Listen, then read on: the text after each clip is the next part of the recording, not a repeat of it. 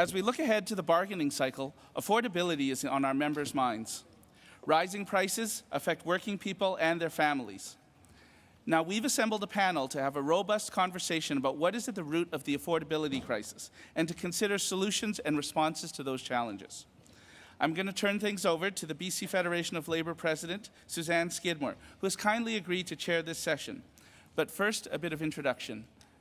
And so I'm hoping our guests will be making their way to the stage. Oh, okay, there they are. Sussanne was elected president of the BC Federation of Labour in 2022, and after serving as the Federation's elected secretary-treasurer in 2018 and 2020. A well-known human rights, social justice, and queer rights activist, she served as the executive vice president of BCGEU for 5 years. She has co-chaired the BC Fed's Human Rights Committee and is active in the Federation's Women and Gender Rights Committee. Welcome, Sussanne, and I'll leave it to you to introduce our panel. Awesome. Thanks, Kane. It's super awesome to see you all and get to spend some time with you today. I hear you've had a very fulsome convention already and conference. It's nice to see some of you again. I joined you on, I don't even know what day that was, a couple days ago, and did a workshop, which was a lot of fun. So it was nice to be back and be able to spend a little bit of time talking about some important issues in our province. And thank you to your executive and Kane for all the work that you do on behalf of your union sitting at our Federation tables. So I know you've got a lot of business to get through, and that's already been a very busy convention. So thanks for allowing us, me and the panelists, to join you today and take a bit of a deeper dive into the pocketbook issues that are so important to working people. This year, you'll be getting ready to bargain for new collective agreements, and I know that in this climate of soaring rents and housing costs and the cost of everything from groceries to recreation on the rise, it's hard to feel like we're not falling behind. To kick off this discussion, I'm going to have my friend DT Cochrane from the CLC, who has a perspective about what we're calling an affordability crisis. With a doctorate in business and cultural history from York University and a master's in economy from the University of Ottawa, Troy describes himself as a critical and creative economic analyst and commentator, and he looks at the real world rather than fancy models in order to understand how we can make the economy just and sustainable. So, there you are. Come on up.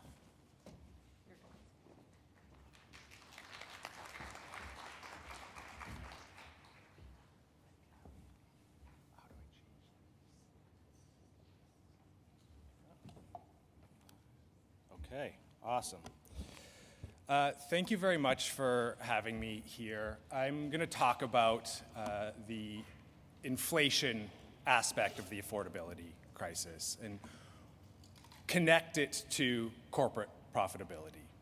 I'm really making an argument that I think most people feel, but then they get counter arguments from most economists who, frankly, are misleading us either because they're, frankly, useful idiots for those whose interests are served by inflation, or they know this isn't what's actually happening, but their paymasters need them to say these kinds of things because it, again, serves their interests. So we've really been deeply misled about what has driven inflation, and that has prevented us from making the fulsome arguments for the kinds of policies that we need to deal with the past bout of inflation, the ongoing affordability crisis because of it,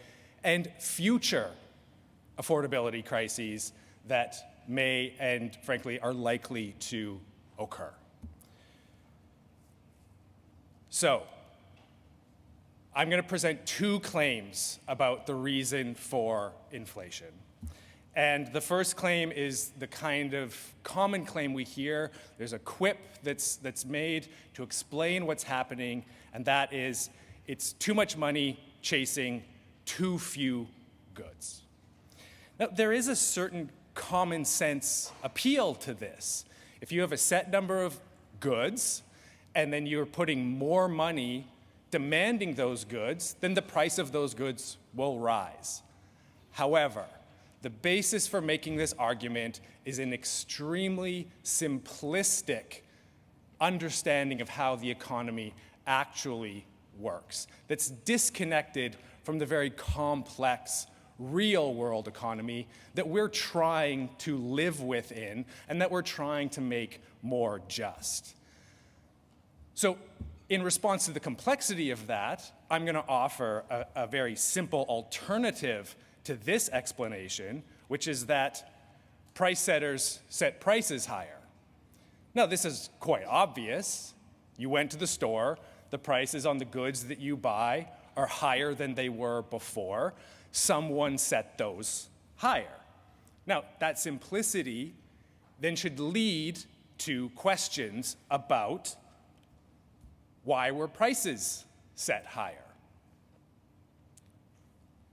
That raises the question of how exactly are prices set?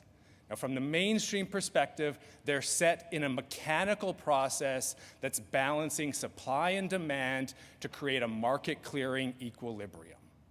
Within that vision, there is no market power, no pricing power, and competition is always considered the best answer when prices aren't doing what we're wanting them to do.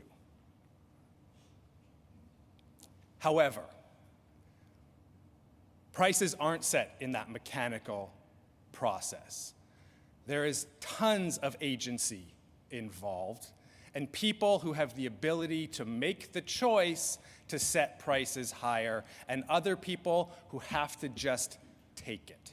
That pricing power exists throughout the economy and has to be understood as a key element of the affordability crisis.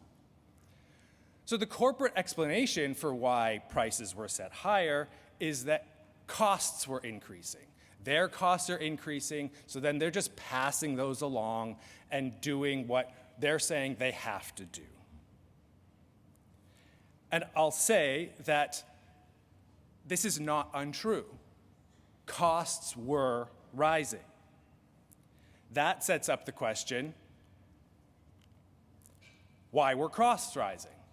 Again, simple question, what are the actual real-world dynamics that are causing costs to rise? Here are some of them. COVID broke supply chains. Global supply chains faced disruption following Russia's invasion of Ukraine. So these were the two big drivers of higher costs. COVID absolutely had a huge impact on systems of production, increasing the costs of production. And it's almost a miracle that the problem wasn't much, much worse. Now, it wasn't a miracle, it was workers. It was workers involved in the production and distribution of the goods and services that we depend on, putting their lives and the lives of their families at risk to keep our economy functioning.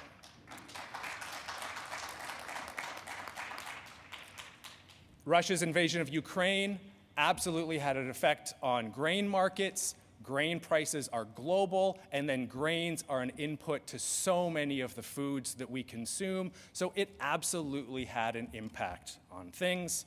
Then we have BC flooding could cause local food and gas shortages, widespread supply chain woes. Northwest Territories store shelves filling up again after wildfires disrupt supply chains. So supply chains were the reason given. There's all kinds of things going on with supply chains. That's why things are getting more expensive. And again, this is true.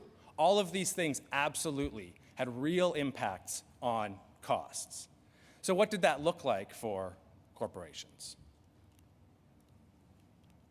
There we go. So the black line are corporate operating expenditures. The red line is the trend from 2000 through 2019. And what we can see is that, yes, corporate expenditures absolutely rose much faster than the trend.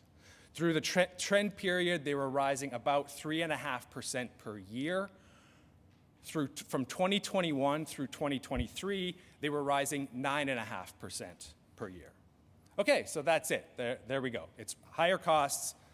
That's why we got inflation. But that's not the only reason that we got inflation. Now I'm going to throw up a couple of formulas to help explain more of what was going on. So people hear about profit margins. The way you calculate that is you take profit as a share of revenue, and that tells you what percentage of a company's revenue they're claiming as their own profit. I'm going to refer to markups. Markups are profit as a percentage of costs.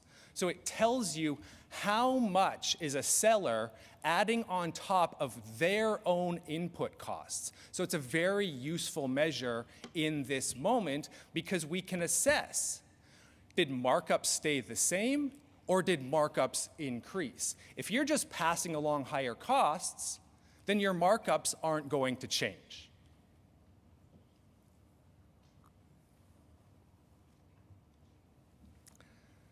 Here's what Canadian corporate markups look like.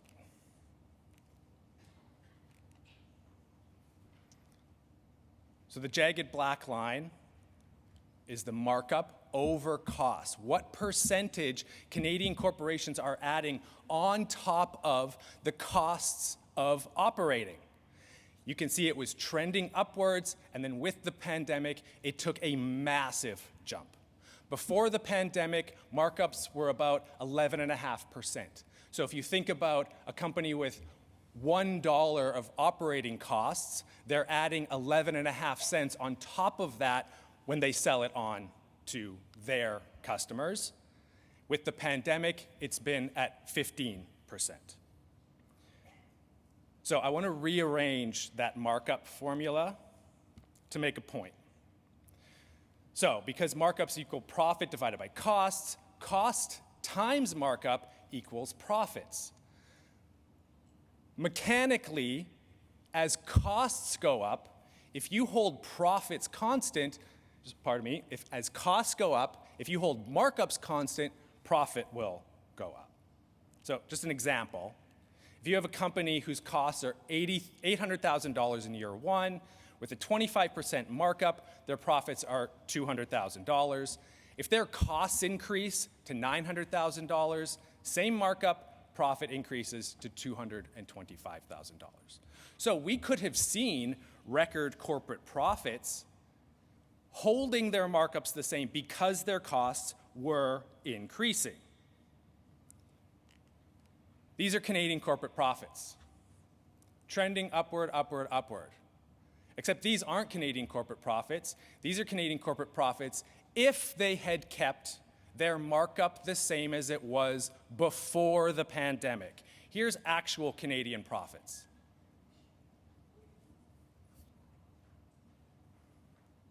That gap between the dashed line and the solid line, that's what we can refer to as excess profits from pushing up their markups at a time of global economic chaos. Corporations took advantage of that to boost their markups to take more money from all of us. That gap is worth $584 billion. That's the excess. That's the amount they took on top of what would already have been record profits. This works out to about $16 million a month. Coincidentally, there are about 16 million households in Canada. So that means corporations were taking over $1,000 per household per month for 3 straight years, as we are all suffering from the inflation that's making life less affordable. This is also saying if they had just held markups constant, nothing says they get to do so. They can reduce their markups. In fact, the Competition Bureau put out a report that said a company being able to hold its profit margins constant while their costs are increasing is a sign of market power. Because as your costs increase, you're not supposed to be able to pass that along. You have to absorb that. Because if you try to pass that along and you're pricing higher than your competitors, well, then you're not going to sell anything. But not only did they not have to just hold their markup constant, which would have already been a sign of market power. They were able to push it even higher. Now, before I get off the stage, I want to make this a bit more concrete by moving from this abstract all corporations domain to one specific one, has been in the headlines, has gotten a lot of focus, but let's keep the focus there and let's talk about the grocery chains. The blue bars are their markups for Empire, Metro, and Loblaw, the three parent companies of the major chains. The blue bars are their markups from 2010 to 2019. The red is their markups from 2020 to 2023. So when they tell you, oh, we're just passing along costs, we're just passing along costs, one, who says they get to do so? They can absorb some of those higher costs.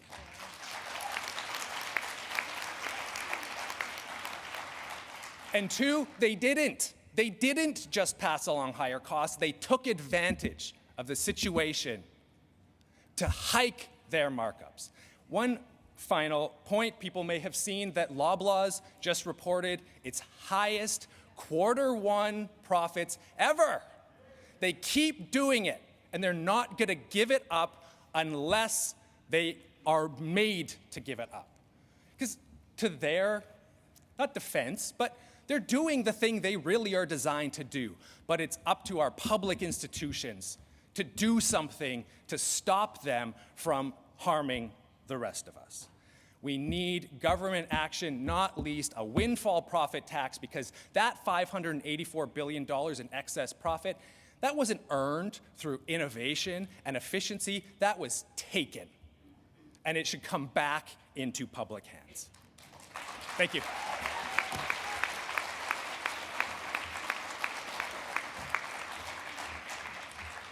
Thanks, DT. That's great. I love how you are able to take, to me, what is sometimes a very complex issue, and discussion, in really bringing it down home to where it matters. And I always appreciate getting to hear you and hear how passionate you are talking about, what needs to happen and the impact of, the greedflation that's been going on in our country. And so thank you. It's great. And I now get the honor of introducing Lisa Helps, who's going to share BC's housing program, BC Builds vision, with us. So Lisa is currently working as the executive lead in the BC Builds project, originating from and doing some work in the process innovation at BC Housing.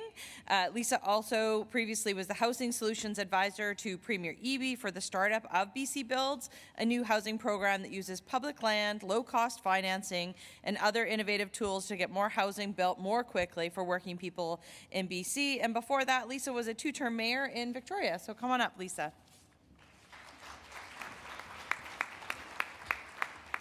Great. Thank you very much. It's a pleasure to be here with all of you this morning.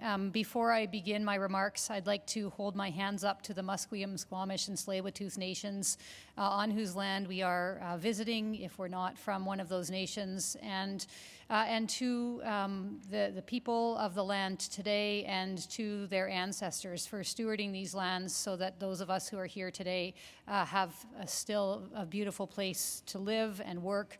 And work to reconcile with the people of these lands. And when I get into the BC Builds presentation, you'll see that we do have a focus on First Nations as well.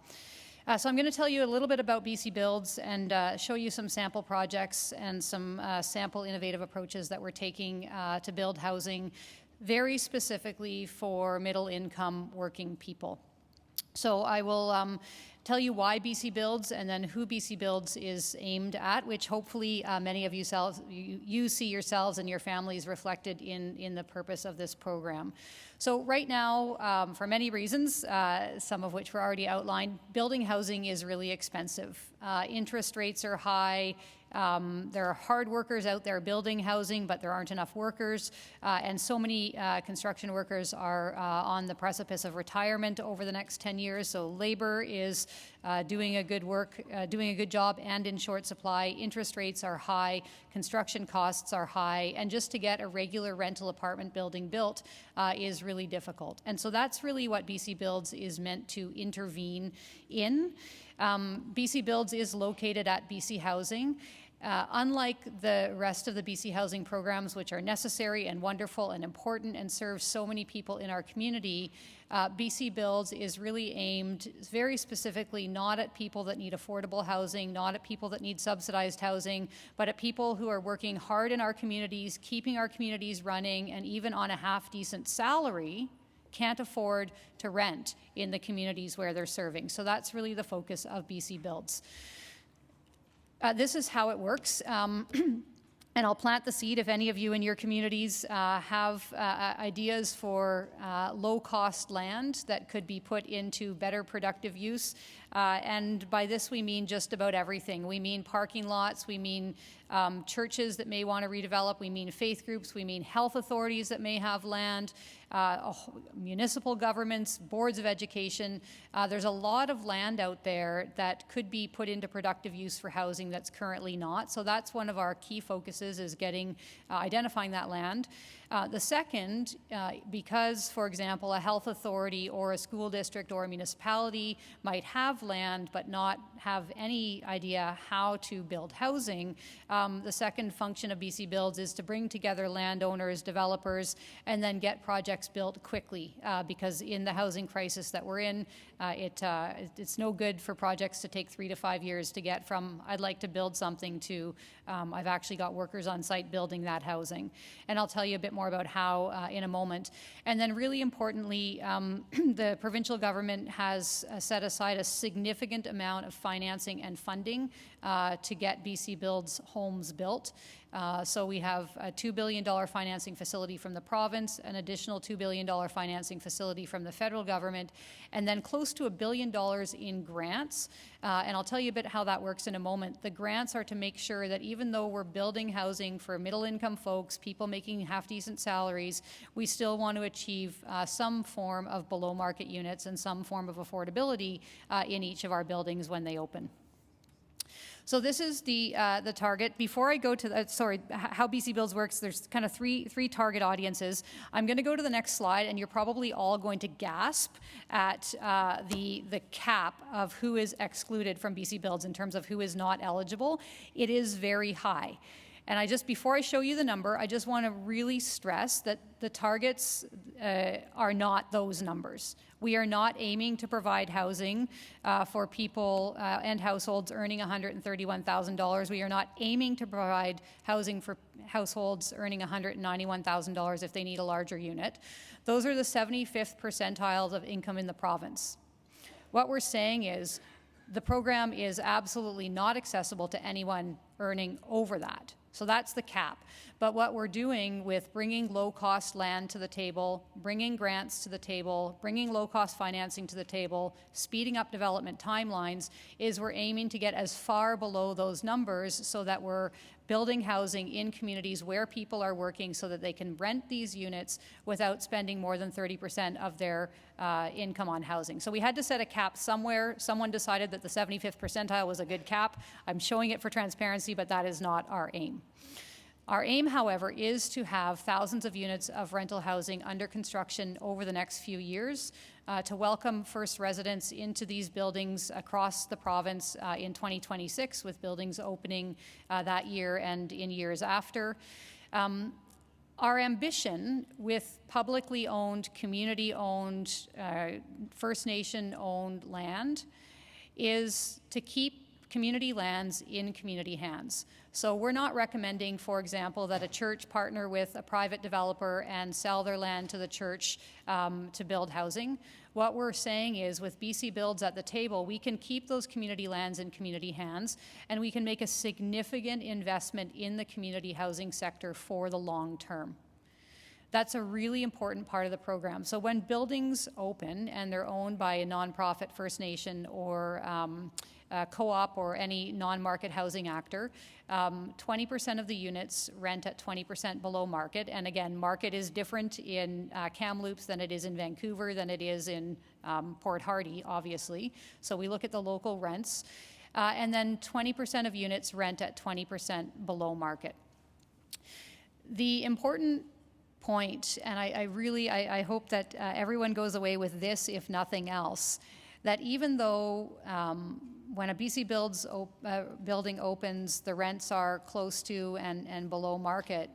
By making these investments in the community housing sector, 10, 20, 30 years down the road, as mortgages are paid off, these are the truly affordable housing buildings of the future, because these are mission-driven organizations that we're partnering with. Their constitutions say their job is to provide housing for the community, and as the mortgages are paid off, they don't put the profit in their pockets. They put it back into either reinvesting in more housing or lowering rents. And the detailed case studies across the nonprofit sector show that that's what happens when we partner with nonprofits. So the best example that I have of this, and everyone, does anyone here actually live in a co-op by chance? Any co-op dwellers? Okay, lucky you.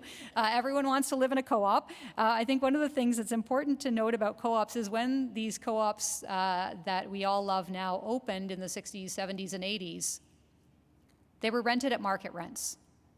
And it's only now that, because there was that significant investment in the co-op sector back then, that these rents are the truly affordable housing units of today. So that's what BC Builds, we're aiming for as much below market as possible. We're aiming for making sure that people in communities like some of these folks listed here, teachers, nurses, construction workers, small business owners, bus drivers, all the hardworking people in our communities can get into these homes now with the aim of long-term affordable housing. So that's how BC Builds works for renters. I've already kind of outlined a little bit how BC Builds works for government, nonprofit, and community landowners. We help to not only unlock underutilized land for housing, but also to help develop a vision, set a timeline, set goals.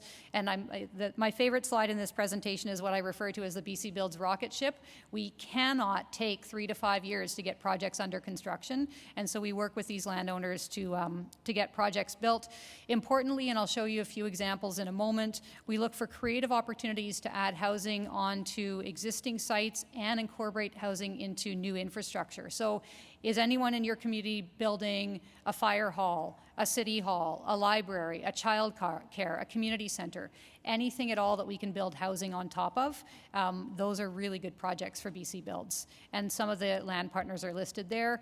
And then finally, BC Builds works with and for nonprofits, First Nations, and of course we are open to private sector developers because in many cases they're the ones who actually do the hammer swinging. I think there's a massive market opportunity for nonprofit development corporations, and First Nations development corporations are actually starting to fill that middle space where they're developing, owning, and operating housing. So we'll partner with anyone who wants to build. However, the community land in community hands, the nonprofit investment over the long term, the grants that are listed there are available only for nonprofits, co-ops, or First Nations, and that helps buildings get built more affordably, which helps to reduce the carrying costs of the mortgage, which helps to reduce rents.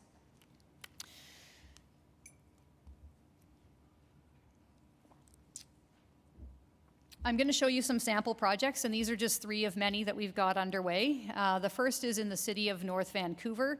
I won't go into too much detail here except to say that this is an opportunity for the city. They have a 1-story neighborhood house. It serves seniors, youth. They've got their food bank out of there, childcare, and it's an old building. They were planning to replace it in 2027 or 2028, but then BC Builds came along and they said, wait a minute, it's only going to get more expensive because of the reasons that we just heard to build housing and build neighborhood infrastructure in 2027, 2028. So let's build it now because BC Builds is here. We can accelerate this project, and let's put housing on top. Let's put 15 stories of housing on top of our neighborhood house. And this project I love because all of those important community services will continue. The childcare will continue. The senior services will continue. And then there'll be neighbors living right upstairs. And how many people in this room do the childcare shuffle every morning where you get your kid into a car and then you drive and then you go, yeah, exactly. It's a lot of work. And in this instance, in another project I'll show you, you take the elevator down and you drop your kid off at childcare, and they don't leave the building footprint. And it creates complete communities and saves time and GHG emissions. So this is a sample project. Another one that we're partnering in, very deliberate with BC Builds about First Nations economic opportunity. So this is a project in partnership with the Cowichan tribes. It is on reserve, but it's in downtown Duncan. They knew they needed to build a new tribal headquarters for their nation. Their Indigenous-owned businesses are bursting at the seams. They're doing really well. They need new spaces, new office spaces. They said, instead of just building those two things, why don't we take the opportunity we have with this land and also put housing on top? And they really love this project, and I do as well, because it is truly a reconciliation opportunity. The housing is not reserved for Cowichan members. Of course, it's targeted towards Cowichan members, but also to regular working folks in the town and city of Duncan, and many of whom are going to be constructing the new hospital. So we're trying to get this building up as quickly as possible so that hospital workers, well, hospital workers of the future, but hospital builders of the near future have a place to live. And then just to show you that this is also applicable in very small places, the town of Gibsons, this is a piece of city-owned land, 33 units of housing above 24 childcare spaces. And this project actually was designed originally to just be housing, but then the mayor said, can we put childcare here as well? The building was quickly redesigned, and by quickly I mean within a month, and childcare was put in here without losing many units of housing. All right, the BC Builds rocket ship. This is my favorite part of the program. It looks like this started actually as a drawing on my whiteboard, and then some graphic designers made it look way nicer than it originally looked. But the top line is how we usually do construction. Not even construction, how we usually get projects from concept to construction. So there's land, and then there's a feasibility study, then we build the partnerships, then we get the approvals, then we do the financing, then finally 3 to 5 years later we're under construction. That is not acceptable when so many people are struggling, so many working people in particular in our communities are struggling to find housing. So BC Builds puts everything in at the beginning. We do identify the land, start the feasibility study, partnerships are being built, we're working through the approvals process, we're thinking about and starting to approve financing, and what that does is it allows us to get projects from concept to construction in 12 to 18 months. Now, the program only started 3 months ago, so this is yet to be proven, but I can with confidence assure you that all of the projects we've got in the pipeline are hitting or close to hitting these targets once they're under construction. I'm not going to say too much more about the next section. I want to leave time for questions and discussion with the panel, but just to let you know that on Monday we launched what we're calling our Housing Development Opportunities page. This is where we're taking pre-zoned land, we're putting it up on this platform and inviting proposals from the community to come forward to build housing on these sites. There are some places that are very small, like the District of Elkford, some places that are very large, like the Township of Langley, and all of these sites will be turned into productive housing for working people in these communities. So I think I'll leave it at that. If you're interested, Google Housing Development Opportunities. There's our website and email address, and thanks so much for your time.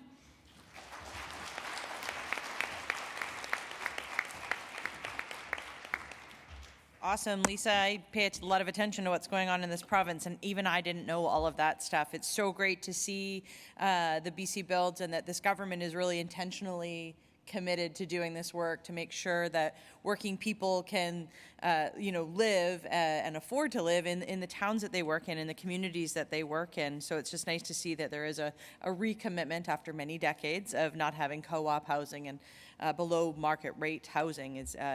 It gives me some hope, actually. So thank you. Thanks for your work. I know it's not been. I know it's a lot. There's a lot of things going on. So thank you so much. And I'm going to turn over to my friend Marc Lee, who is a senior economist with the BC Office of the Canadian Centre for Policy Alternatives, what we call the CCPA. You may have heard of them. Marc joined the CCPA in 1998 as one of Canada's leading progressive commentators on economic and social policies. Marc led the CCPA's Climate Justice Project, which published a wide range of research on fair and effective approaches to climate action through integrating principles of social justice. Marc calls himself a classically trained economist with an MA in economics from Simon Fraser University, a BA in economics from the University of Western Waterloo, and he looks and he's done a lot of work with us at the BC Federation of Labour and is going to talk to you a bit about our 10-year, $22 billion public transit investment project, Connecting BC. So over to you, Marc. Okay, thank you so much, Sussanne. I was the guy who was like, oh, I want to run the slides off my own laptop, so I'm going to do that awkwardly. So excuse me for a little putzing around here. Thank you so much, Sussanne, and thank you to everyone here. CCPA and HSA have been partners and allies for more than a quarter century, and you've been great supporters of our organization, and I also just want to thank you for that, and just thank you for all of your service to public health care in British Columbia. It's really an honor to be up on this panel with Sussanne Skidmore, who's been such a great leader at the BC Federation of Labour and moonlights as the chair of our local steering committee for the CCPA. So we're really grateful to her for a huge amount of work she's put in on behalf of our organization. And my co-panelists here as well. Fun fact, so Troy and I just met in person for the first time like this morning, just before this session, but 3 days ago we co-published a research paper together on a totally different topic, looking at the progressivity, or I guess the lack of progressivity of the Canadian tax system.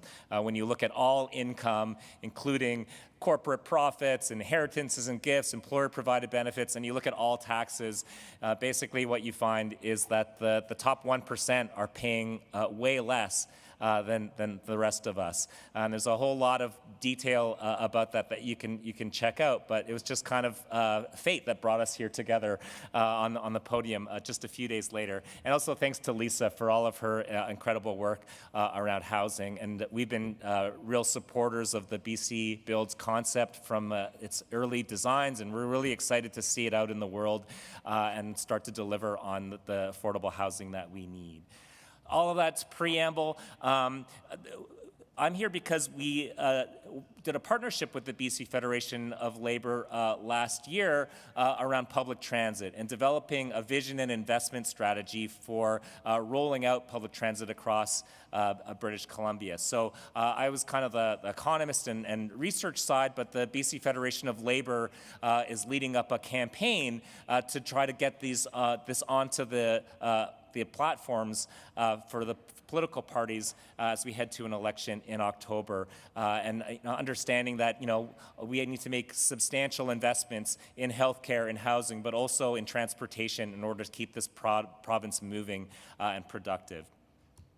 So starting point for this, there was a BBC reality TV show that aired last year called Race Around the World. And the season last year was actually a race across Canada. And the first episode, they had to get from Stanley Park in Vancouver up to Tillel in Haida Gwaii.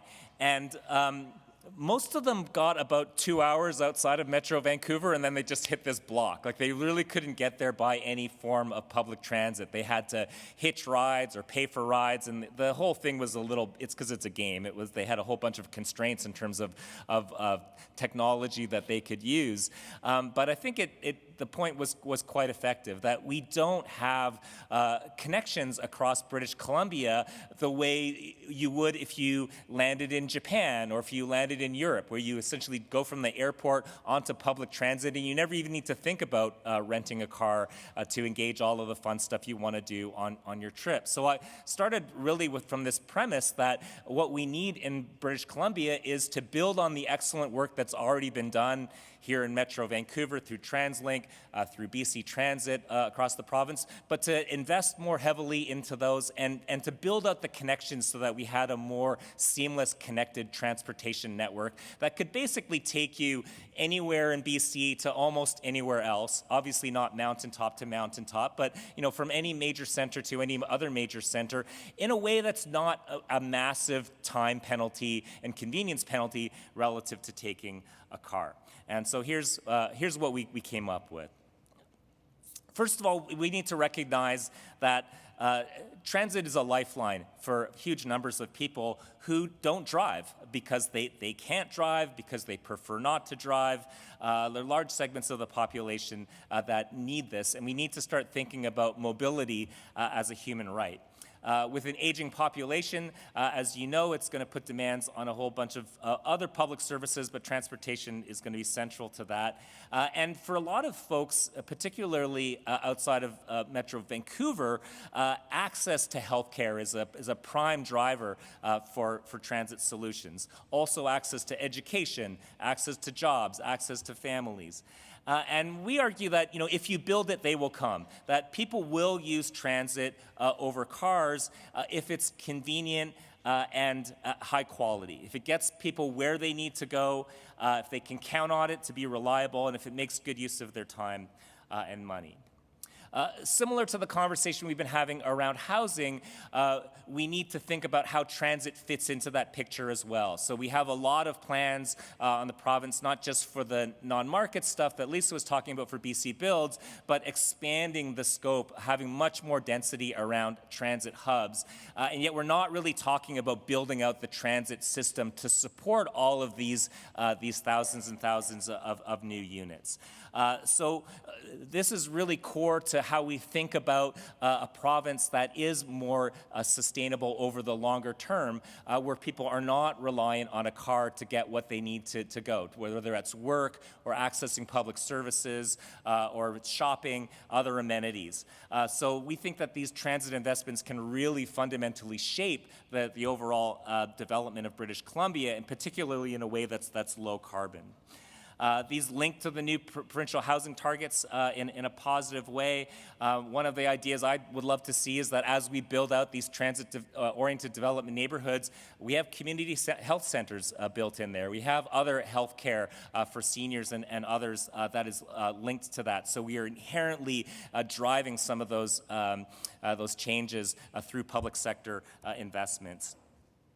We also have a clean transportation action plan in development with a lot of focus on expanding walking and biking, and we think the transit investments really need to be part of this picture as well.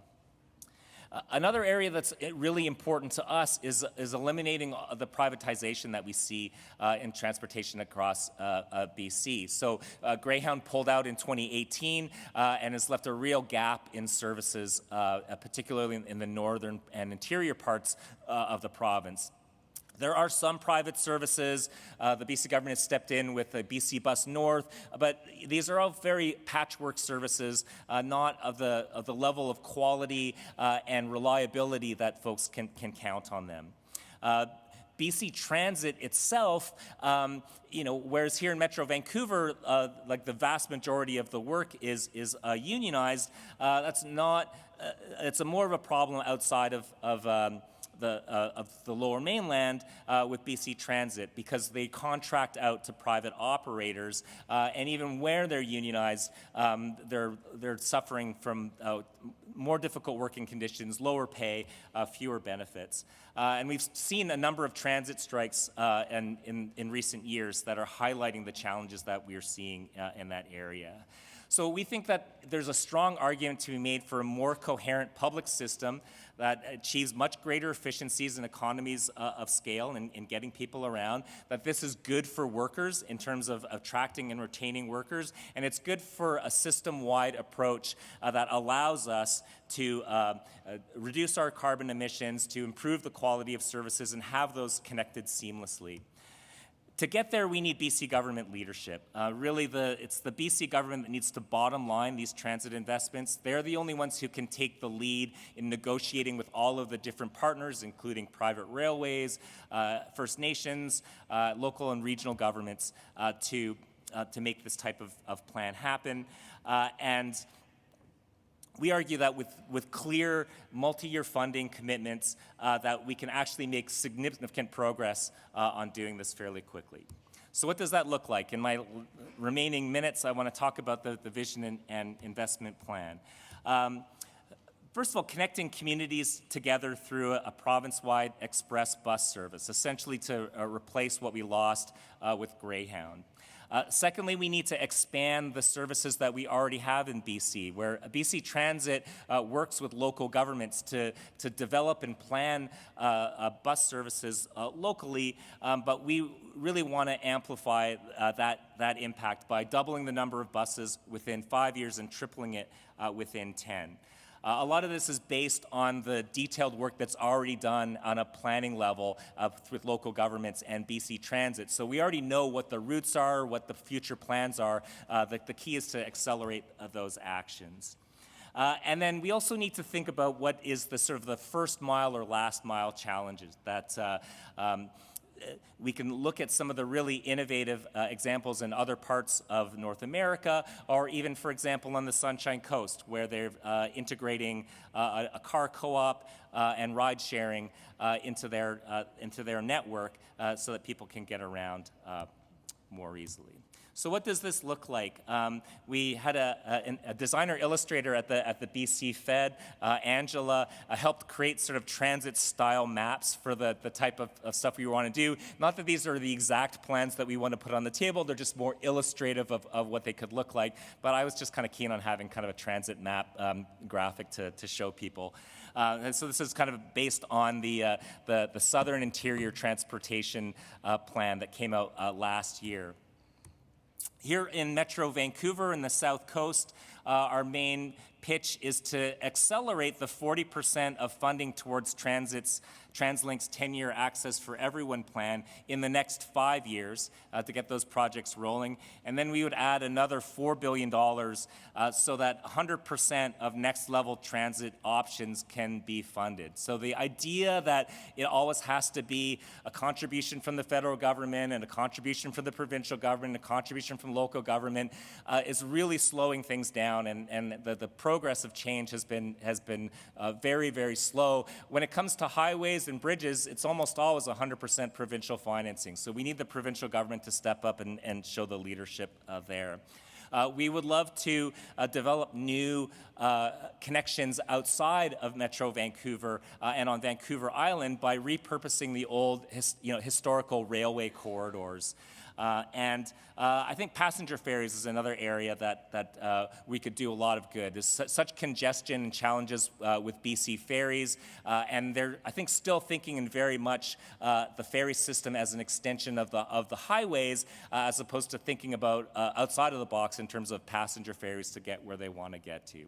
What's this all look like? Again, we should repurpose some of the Metro Vancouver transit maps for here, but more exciting is, like, if you thought down the Fraser Valley, if we repurpose the old interurban line to Abbotsford and Chilliwack from the Langley City Station that will be built in a few years' time, if we could take the West Coast Express and make that a 7-day-a-week, all-day service and expand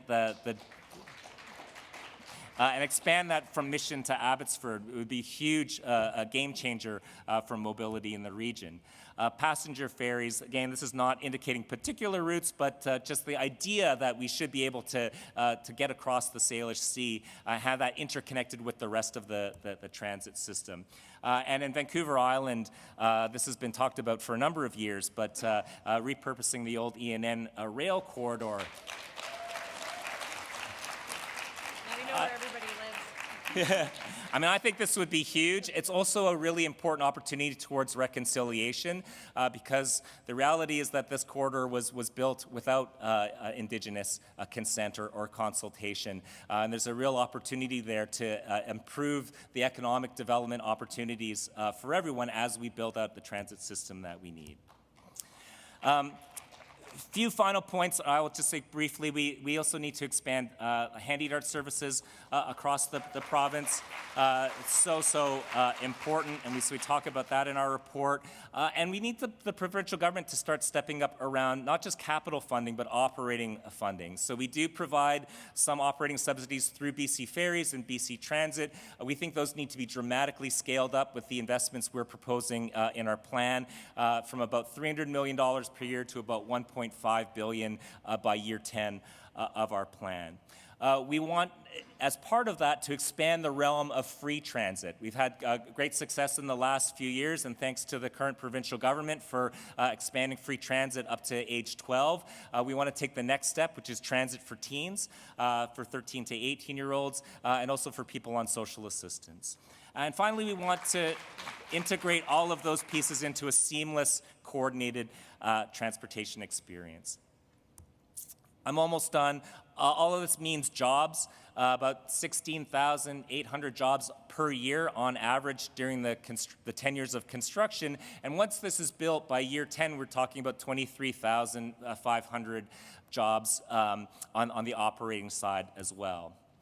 This is going to cost some money. We're planning about $22 billion of total investment, although some of that is already what the province has notionally committed for TransLink's 10-year access plan. So it's about $15.4 billion in new money.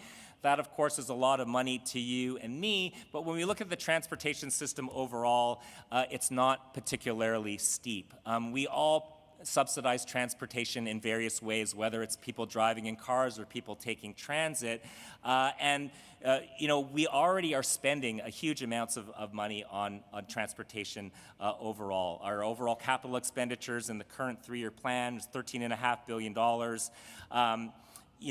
Just on new vehicles alone, about $10 billion per year. And so when we talk about affordability, if you can get rid of a car, you're looking at saving anywhere from $6,000 to $10,000 per year. So we think there's a huge cost advantage to doing this as well. And I am done. Thank you so much. If you want to get involved in the campaign, talk to Sussanne, or check out the link there, and we would love to build momentum for this heading to October. Thanks so much.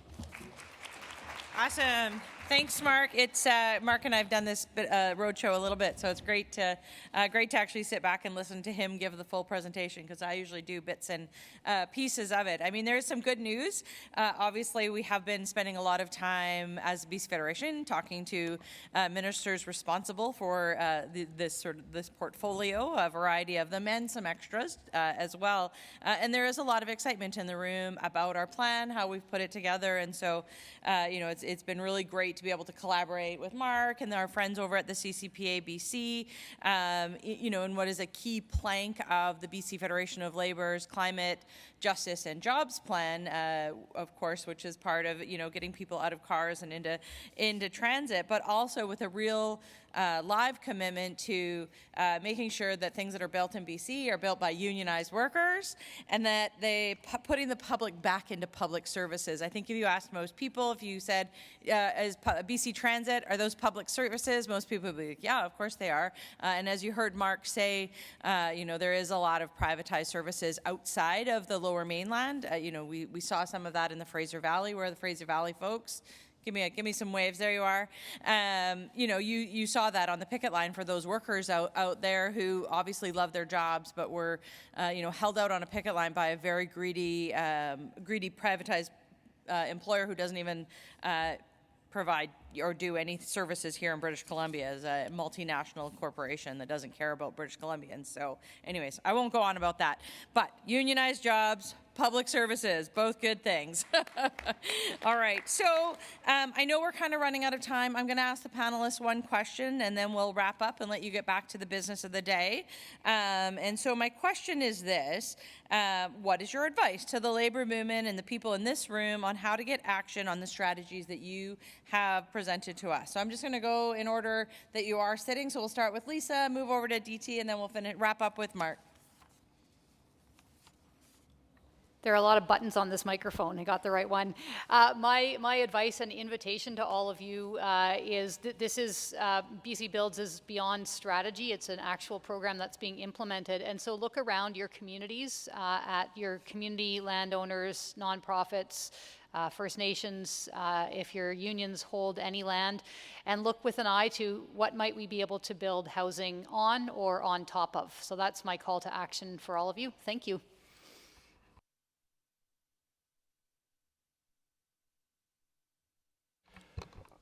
So the core of the story that I told was corporate power, and we have had decades of policies that were supposed to give us a free market and unleash all of this productive potential. We didn't get any of what we were promised. Instead, we just got much worsening inequality, and corporate power is a key component of that because the ownership of corporations is wildly unequally distributed, with those who have the most wealth and the most power owning the bulk of the equity in corporations. Confronting corporate power is a tricky thing, but I think of it through taxation, unionization, regulation, and street activism. Unionization, you folks are involved in that. It's difficult, but it's necessary and important work. And now more than ever, we know there's more support for unions than there has been in a long time. And I'm quite hopeful for where this movement can go as we push. Regulation is always tricky. Because it's complex, there's lots of avenues for corporate interests to insert themselves. Street activism, I'm not here to tell people when and where to get out in the streets confronting corporations, but it's important. Taxation. Taxation has been cut and cut and cut on those who are the wealthiest, again with this promise that it would unleash investment and we would all be better off. We have not seen that. We need to end the multi-decade experiment in ultra-low taxation on the rich, tax them back where it was in the post-war era, which was an era of high investment, high productivity growth, and here's a chance to do it in a much more equitable way.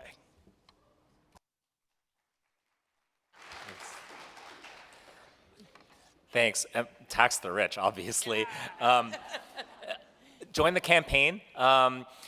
Please make your voice known. I think public transit, big investments like that could be a real winner at the polls, but I don't know that our politicians are convinced that they are yet. But the more voices that join, and we have labor unions on side and lots of community groups, and trying to build a big tent towards pushing for this in the fall, and I think we can get there. Awesome. Thank you, all of you, and thanks to all of you for your time and your attention. Really important issues discussed. We're in for a busy year. We've got a lot of things ahead. You've got, your convention to finish, and then bargaining and the election, and then a BC Fed convention for those of you who might get to come. But I really am looking forward to continuing my work with Kane and the folks on your board to make sure that we are making sure that your members' voices are heard every single day, and that working people's voices are heard every day, not just in these rooms, but in the government rooms and across the province as well. So thanks so much for our panelists, and I'll turn it over to Kane.